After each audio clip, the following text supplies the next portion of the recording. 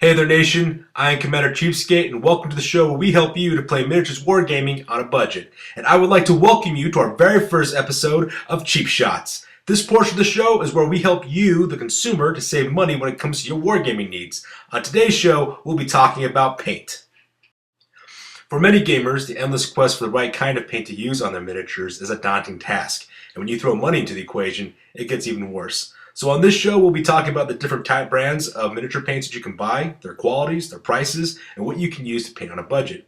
So basically, when it comes to painting your miniatures, most people use what's called an acrylic. So basically, what is acrylic? Acrylic is a fast-drying paint that contains pigment suspended in a polymer emulsion.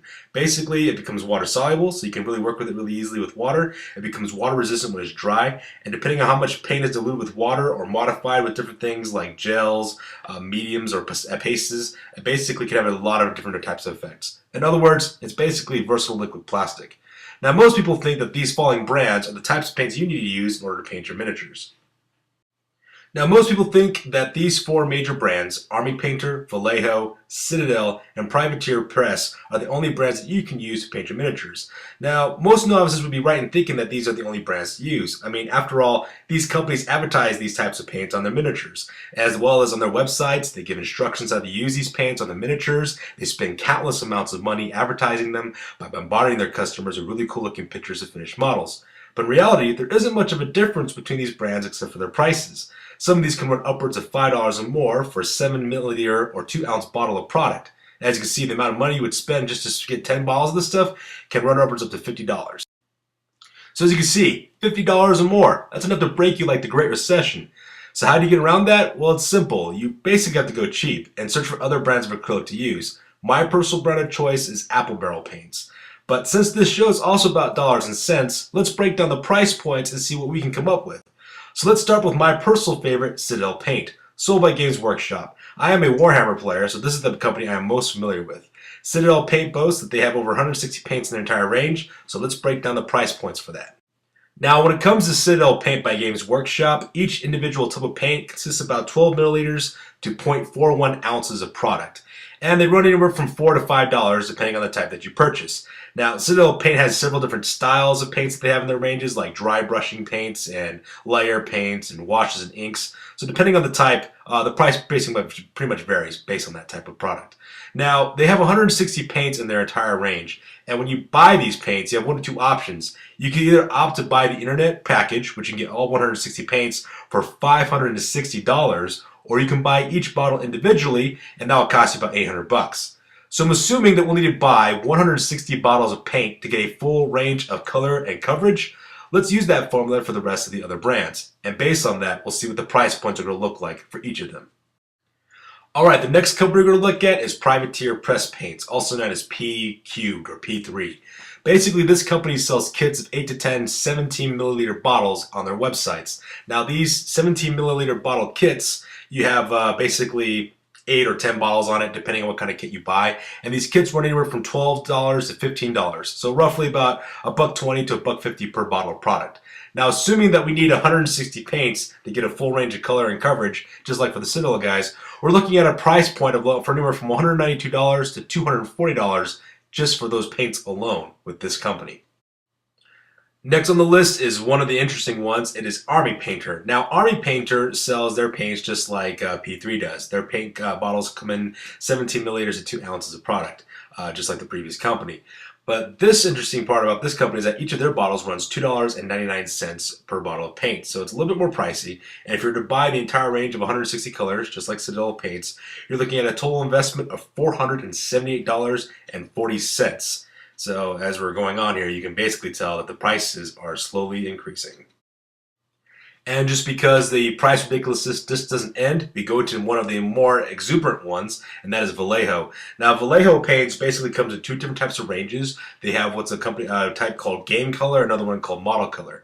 And now, just like Army Painter and P3, these bottles come in 17 milliliter bottles, or about 2 ounces if you're not using a metric system. Now, these bottles run $5.99 per bottle. So if you're to buy the entire range of paint of 160 paints, you're looking at a grand spanking total of $958.40. So you can see the prices associated with going with these major brands, their paints. Now let's look at the bargain variety, and the bargain variety that I like to use the most is my personal favorite, Apple Barrel Paints by Plaid. So, Apple Barrel Paints by Plaid. First off, right off the bat, just like all the other previous companies we basically talk about, they come in 17 milliliter or 2-ounce bottles of product. Now, unlike the other brands, however, this brand of paint costs anywhere from 50 cents to 55 cents per bottle. The only reason why there's a 5 cent difference is because it depends on what region of the country you're buying this paint from due to shipping costs. Okay. Now, if that wasn't even good enough, if that 50 to 55 cent price point wasn't good enough, you can buy larger 8-ounce bottles, and those run about 64 milliliters. And those larger bottles cost $3. Now, assuming that we're going to buy 160 different tubes of paint by Apple Barrel Paints to get a full range of color as well as coverage, we're looking at a total investment of $88 flat rate. So right off, you can see that the price difference and why Apple Barrel will be the better choice. Now the haters out there are going to say things like this. Yeah, but this company, and we'll just insert whatever name we want in this part, has specifically created formulas for pigment and richness of color that won't dilute. Or they'll say something like, we have a full range of specialized colors and make your models really pop.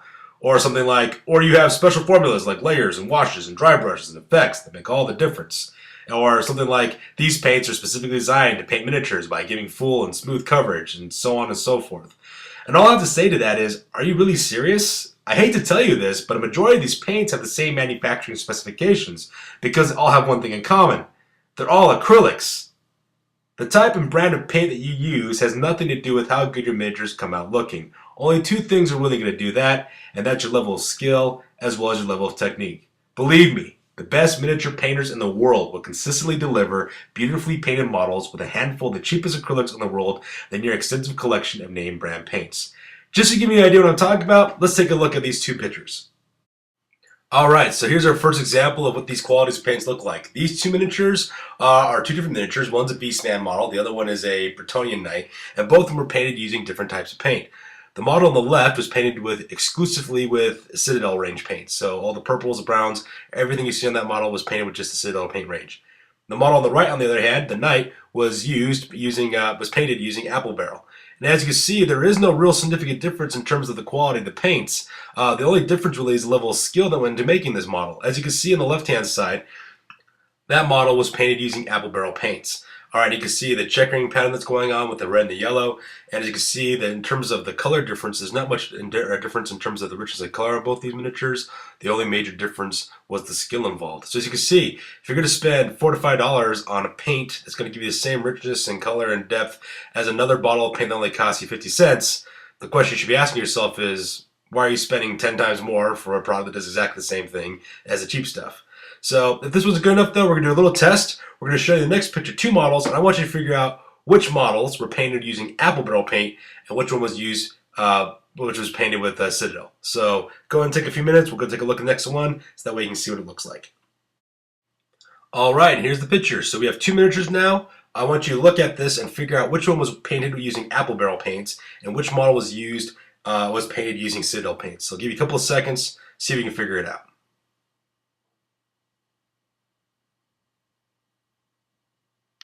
It was actually a trick question because both miniatures were not painted at all with Citadel paint. They both were painted with Apple Barrel paint. So as you can see, there is no major significant difference between Apple Barrel paint, which is considered the bargain brand that is sold by Walmart, than the other more exclusive paints like Citadel paints at all. So the question you need to ask yourself is, what kind of paint you're going to buy for the next time? Now that you've seen the effects of what Apple Barrel Paints has and how it stacks up to the competition, let's talk about our pros and cons of using Apple Barrel Paint. So first of all, let's start with the pros. The most obvious pro about this paint is that it's cheap. Secondly, it's available in bulk. 3, you can buy this at Walmart. 4, there's no shipping and handling fees to purchase this stuff. And 5, you get a large amount of product for the price that you have to pay. Now, the only problem with using this kind of paint that I can foresee is that you have to go to Walmart to go buy it. And that's an issue in and all of itself, but that's really the only con about using Apple Barrel paints as opposed to the other guys. So as you can see, there is a significant difference in the prices between all these different types of paints, but there is no significance in their effects. So moral of the story, save your money for cool things like miniatures and buy the bargain brands of paint instead.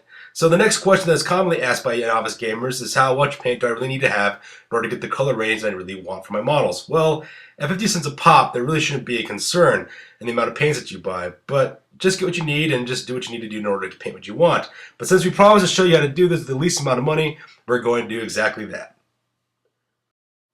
So in the end, you're going to need 11 colors, and these colors are blue, green, yellow, orange, red, purple, brown, silver, gold, black, and white. And the reason why you only need these 11 colors is because we're going to rock it like Bob Ross, and we're going to mix these colors. Colors 1 through 9 are your base colors. With these, you can paint almost anything. And black and white are your shades, which makes the other colors brighter or darker. And if you really want to get crazy, try mixing other colors together, like blue and green, to get a nice turquoise color, and use either black or white to brighten or darken it. And don't worry, when mixing paints, we don't make mistakes, we only have happy accidents. God, I miss Bob Ross. That dude was calm like a bomb. So, assuming that you're buying these paints from Apple Barrel, you're looking at a total investment of about $5.50 to about $6.05, as opposed to the $50+ you need to buy them in the name brands. Now, there is a hater out there who will say something like this. Okay, but what about washes and inks to make the recesses of your miniatures really pop? For the novices out there, washes and inks are used to make the recesses of your miniatures pop with extra detail and give your model texture and depth to your miniature. The reason why it does this is because washes and inks are really liquidy-like. They go into the recess areas of your model and they dry and they give a nice little shading effect out there. And for the haters, all I have to say is basically this. Water much? That's right, water. H2O, aqua, the stuff that covers over 75% of the Earth's surface.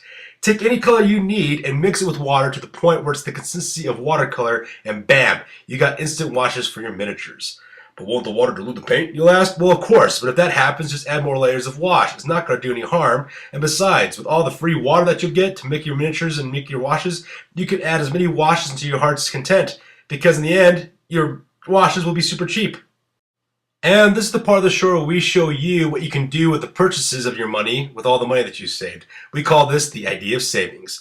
Now, on this portion of the idea of savings, we're going to round up our purchase of Apple Barrel paints from $6.05 to an even $7 to make the math much easier to look at.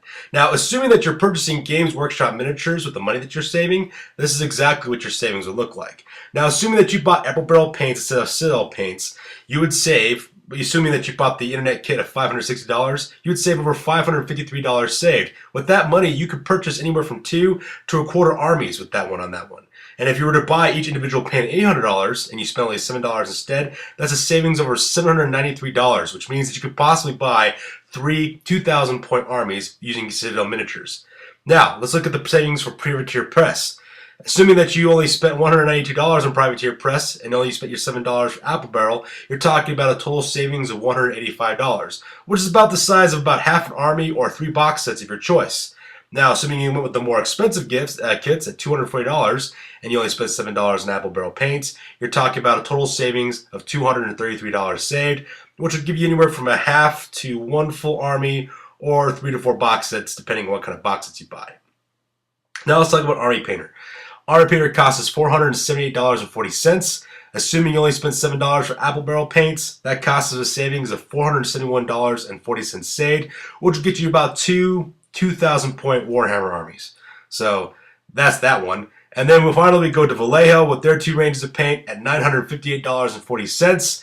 Assuming you only spent the $7 for your Apple Barrel paints, you're talking grand spanking savings of $951.40 saves, which basically equals out to about 4 armies.